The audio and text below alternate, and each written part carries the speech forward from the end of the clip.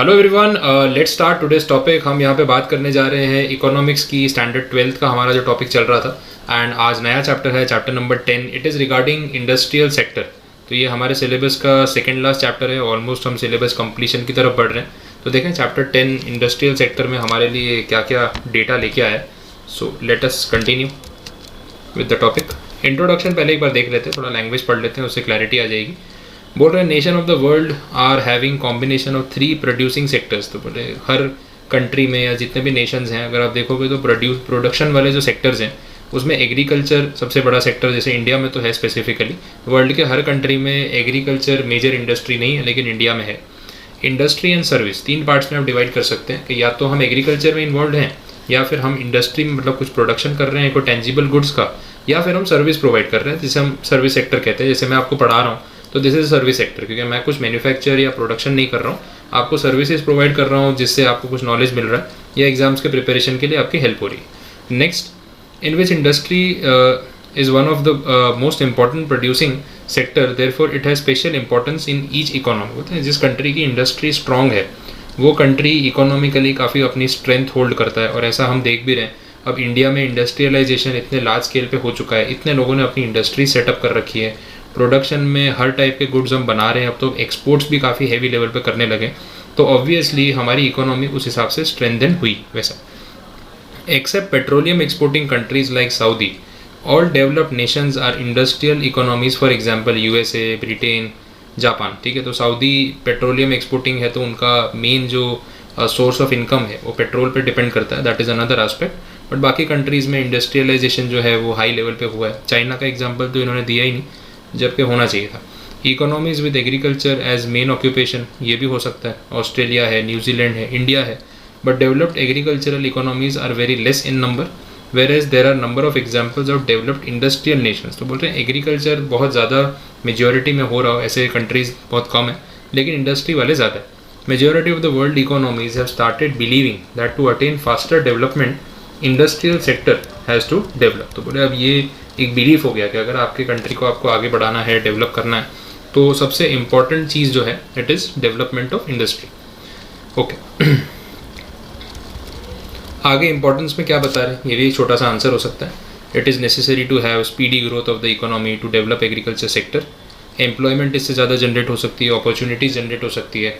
Utilisation of resources, जो internal resources हैं हमारी इकोनॉमी के, ह्यूमन रिसोर्स भी आ सकता है, बाकी नेचुरल रिसोर्सेज भी आ सकते हैं, तो अच्छे से यूटिलाइजेशन हो पाएगा अगर इंडस्ट्रियल यूज़ उसका बढ़ जाता है तो। Therefore it can be said that to overcome serious issues like unemployment and poverty in developing economies like India, industrialization is must. Okay, industrialization is not only necessary for development but also for social political stability. ना society के stable रहने के लिए, एक political government के stable रहने के लिए डेवलपमेंट ज़रूरी है। सरकार है, डेवलपमेंट नहीं हो रहा है, सरकार कितने दिन चलेगी? तो हर चीज़ आपस में इंटरकनेक्टेड है, ये चीज़ हमने देखी है। और ये पहले जो आज तक कितनी चीज़ें हो चुकी है उससे ये चीज़ें प्रूवन है, तो इसके लिए कोई अलग से प्रूफ देने की रिक्वायरमेंट नहीं। कंट्रीब्यूशन की बात करें, देखो नेशनल इनकम मतलब पूरे देश की इनकम, आपकी, मेरी, सरकार की, सबकी इनकम मिला के हम बात कर रहे हैं नेशनल इनकम के। कोई प्रोडक्ट बेच रहा है, कोई सर्विसेज प्रोवाइड कर रहा है, कोई एग्रीकल्चर प्रोड्यूस को सेल कर रहा है, ये सारे सेलिंग से कितना रेवेन्यू जनरेट हो रहा है, that is called national income. ठीक है, अब यहाँ पे डेटा दे रखा है, अगेन डेटा तो आना ही था। इंडस्ट्रियल सेक्टर पहले कितना कंट्रीब्यूट करता था, तो बोले 16.6%, अब 2013-14 तक आते आते 27% हो गया। आज के एरा में अपने देख रहे हैं 2021 के बाद, तो हो सकता है कि डेटा में कुछ फ़र्क आ गया, बट नियर अबाउट सिमिलर होगा। बोल रहे हैं कि सर्विस सेक्टर में भी नोटिसेबल ग्रोथ देखने को मिला है। चलो डेटा नहीं दिया तो अच्छी बात है। एम्प्लॉयमेंट की बात कर रहे हैं, एम्प्लॉयमेंट के पॉइंट ऑफ व्यू से आपको बता रहे हैं कि एम्प्लॉयमेंट जनरेशन में भी इंडस्ट्री ने बहुत ज़्यादा कंट्रीब्यूशन दिया। पहले ज़्यादातर लोग एग्रीकल्चर में इन्वॉल्व थे, अब धीरे धीरे इंडस्ट्रियलाइजेशन की तरफ लोग शिफ्ट हुए, तो लेबर का जो रेशियो है वो भी बढ़ गया है, ज़्यादा लोगों को एम्प्लॉयमेंट यहाँ पे मिली है। एक्सपोर्ट्स भी बढ़े हैं, जैसे मैंने आपको बोला कि इंडस्ट्रीज़ बनेंगी तो पहले हम अपने देश की रिक्वायरमेंट पूरी करने की कोशिश करेंगे, वो पूरी हो जाएगी तो हमारा नेक्स्ट टारगेट क्या रहेगा, हम एक्सपोर्ट्स पे ज़्यादा फोकस करना शुरू करेंगे। तो ये बात भी हो रही है। इकोनॉमिकल डेवलपमेंट जो हमारा हो रहा है ना, वो बैलेंस्ड वे में हो रहा है। एक तरफ एग्रीकल्चर को भी हम प्रायोरिटी पे रख रहे हैं, इंडस्ट्री को भी हम धीरे धीरे बढ़ा रहे हैं, उसमें भी जैसे इन्होंने बोला कि भाई लग्जरियस प्रोडक्ट्स, एंटरटेनमेंट वाले प्रोडक्ट्स की रिक्वायरमेंट बढ़ी है, उस पर भी फोकस कर रहे हैं। प्राइमरी जो बेसिक कमोडिटीज़ होती हैं जो हर किसी को डेली रिक्वायरमेंट में चाहिए, उस पर भी फोकस कर रहे हैं। तो हमारी इकोनॉमी हर डायरेक्शन में बराबर पेस आगे बढ़ती हुई नज़र आ रही है, तो that is a plus point.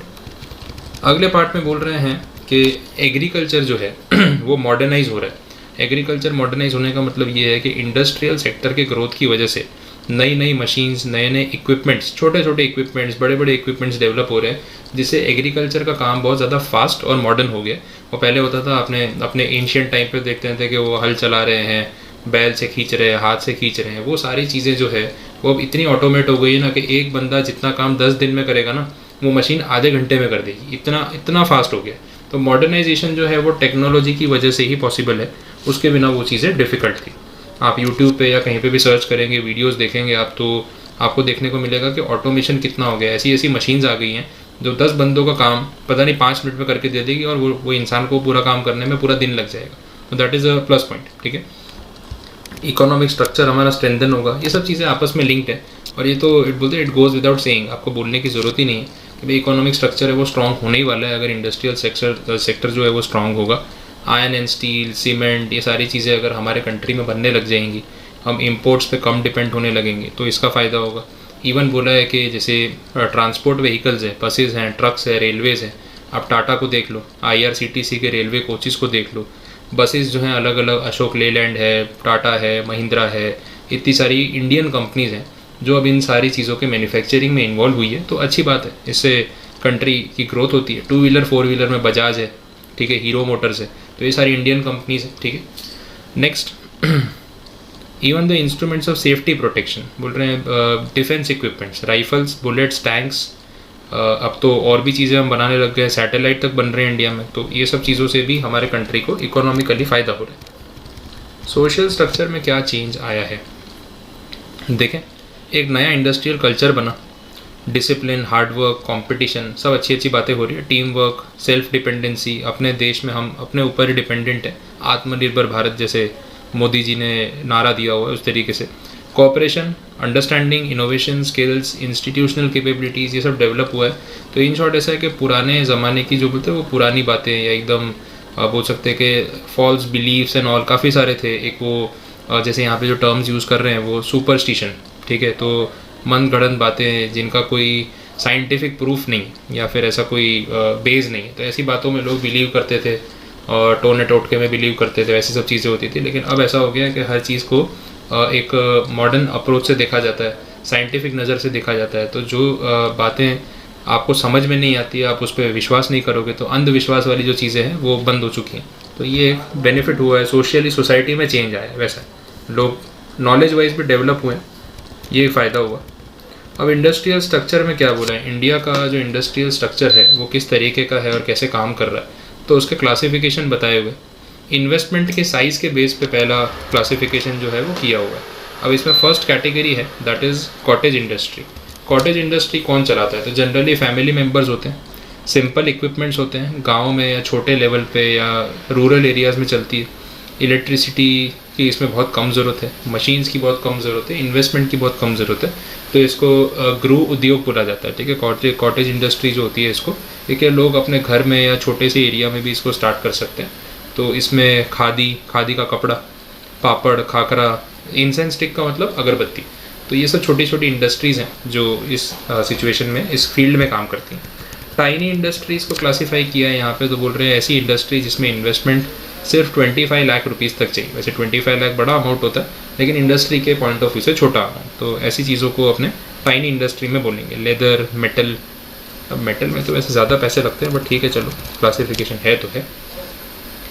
Small scale industry 25 lakh से 5 करोड़ के बीच में इन्वेस्टमेंट हो तो स्मॉल स्केल। मीडियम स्केल में बोला है 5 करोड़ से 10 करोड़, लार्ज स्केल में बोला है 10 करोड़ से ऊपर। ठीक है, तो ये लार्ज स्केल इंडस्ट्री में काउंट होगी। चलिए तो देख लेते हैं on the types of ownership क्या बोला हुआ है।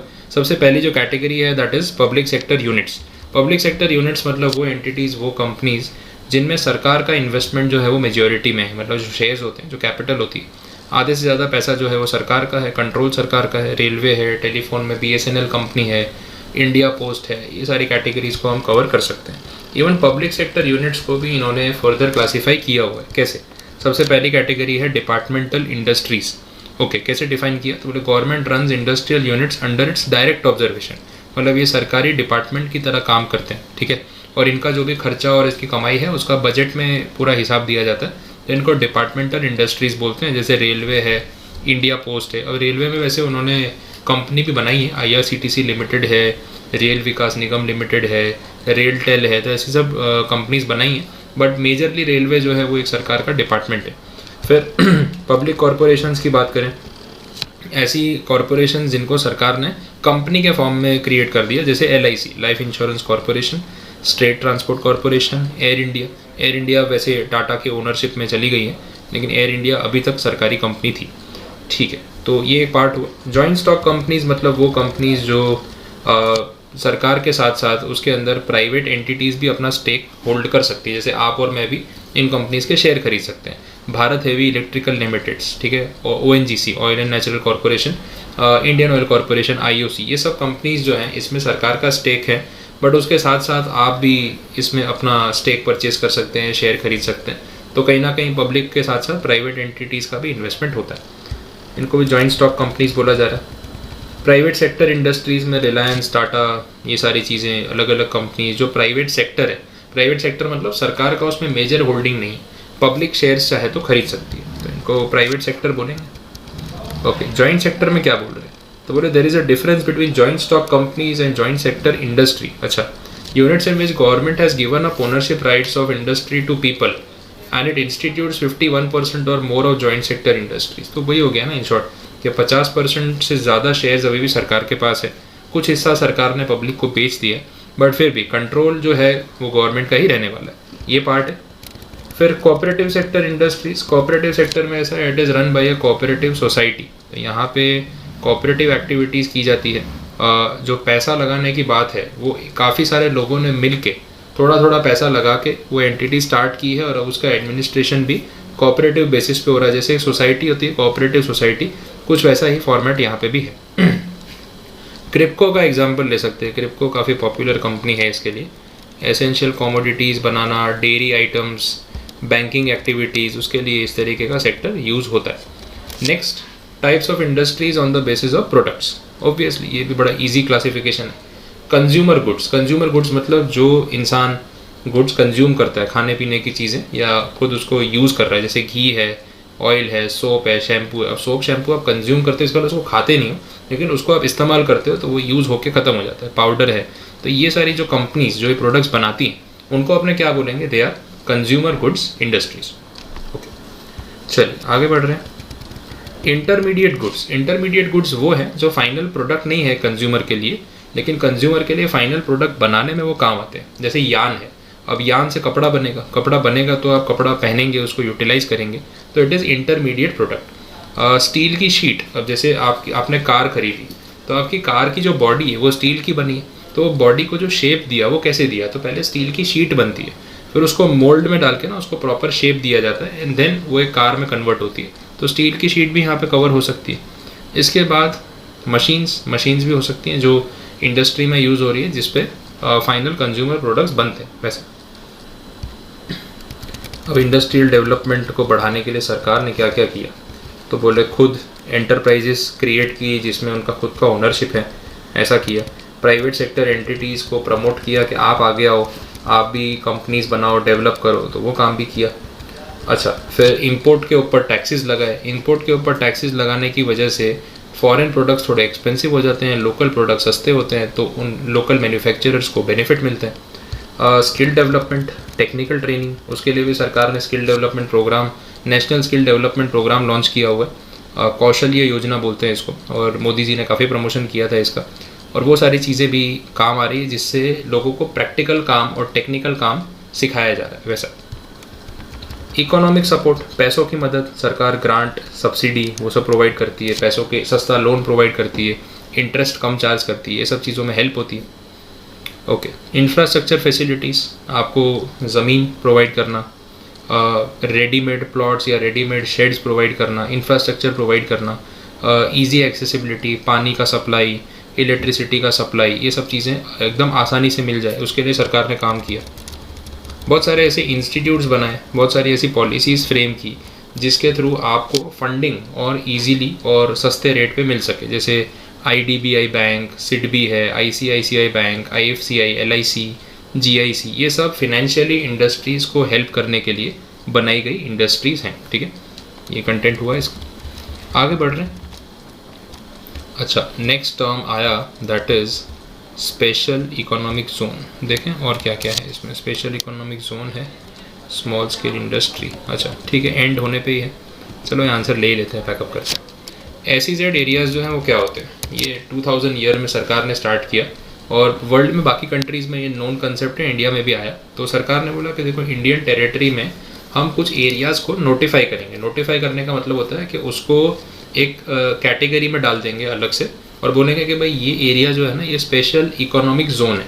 मतलब इस एरिया में अगर आप अपनी फैक्ट्री सेटअप करते हो और यहाँ से आप गुड्स इंडिया के बाहर एक्सपोर्ट करते हो तो उस पर आप जो भी पैसा या प्रॉफिट कमाओगे ना उस पर हम आपसे कोई टैक्स चार्ज नहीं करेंगे। That is the basic idea. तो उसको अपने क्या बोलेंगे, that is called special economic zone. तो टैक्स बेनिफिट्स देने के लिए, इन्वेस्टर्स को अट्रैक्ट करने के लिए एक एरिया को अलग से नोटिफाई किया। ठीक है, और ऐसा मानते हैं कि जैसे वो एरिया इंडिया के बाहर है तो उसको अपने क्या बोलेंगे, स्पेशल इकोनॉमिक जोन। वर्ल्ड के और भी कंट्रीज़ में ऐसे एरियाज़ हैं। देखो ये सब कंट्री के नाम दे रखे हैं, चाइना है, इंडिया है, जॉर्डन, पोलैंड, ठीक है, Russia, north Korea, Philippines, okay, सब जगह हैं। अब अपने इंडिया में जो है 8 स्पेशल इकोनॉमिक जोन सेटअप किए गए हैं। महाराष्ट्र में है, सेंटा क्रूज़ में, केरला, कोचिन, कांडला पोर्ट, सूरत और गुजरात में। अच्छा, हमारे यहाँ गुजरात में सूरत में है। ठीक है, हमारे एरिया के काफ़ी पास में है, हार्डली 15 किलोमीटर्स है। तो वो पूरा नोटिफाइड जोन है, that is special economic zone. तो वो भी सेटअप किया गया है। तमिलनाडु में, आंध्र प्रदेश में, वेस्ट बंगाल में, उत्तर प्रदेश में, सब एरियाज़ जो हैं। और बोल रहे हैं कि और 18 स्पेशल इकोनॉमिक जोन्स प्रपोज्ड है।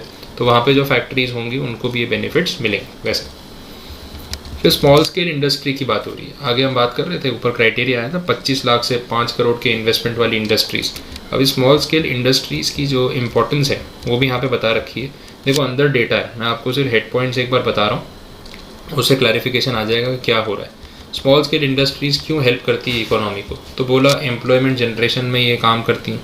ठीक है, चलो अच्छी बात है, डेटा से प्रूव हो रहा है। प्रोडक्शन बढ़ता है, छोटी छोटी इंडस्ट्रीज़ लोग लगाएंगे, अपना अपना प्रोडक्शन अपने अपने एंड से करते जाएंगे। कलेक्टिवली हम देखेंगे तो इंडस्ट्री में प्रोडक्शन बढ़ेगा। नंबर ऑफ़ यूनिट्स प्रोडक्शन के बढ़ रहे हैं, सबकी फैक्ट्रीज, नंबर ऑफ़ फैक्ट्रीज बढ़ रही हैं। इससे एक्सपोर्ट्स में मदद होगी क्योंकि ज़्यादा प्रोडक्शन का मतलब है हम लोकल डिमांड को कोप अप कर पाएंगे और उससे ऊपर भी अगर एक्सपोर्ट करना होगा तो फिर इंडिया के बाहर भी एक्सपोर्ट कर पाएंगे। लेबर इंटेंसिव प्रोडक्शन टेक्निक्स यहाँ पे ज़्यादा यूज़ होती हैं। मतलब लेबर इंटेंसिव का मतलब है कि ऑटोमेशन कम होगा और वर्कर्स पे ज़्यादा डिपेंड करेंगे।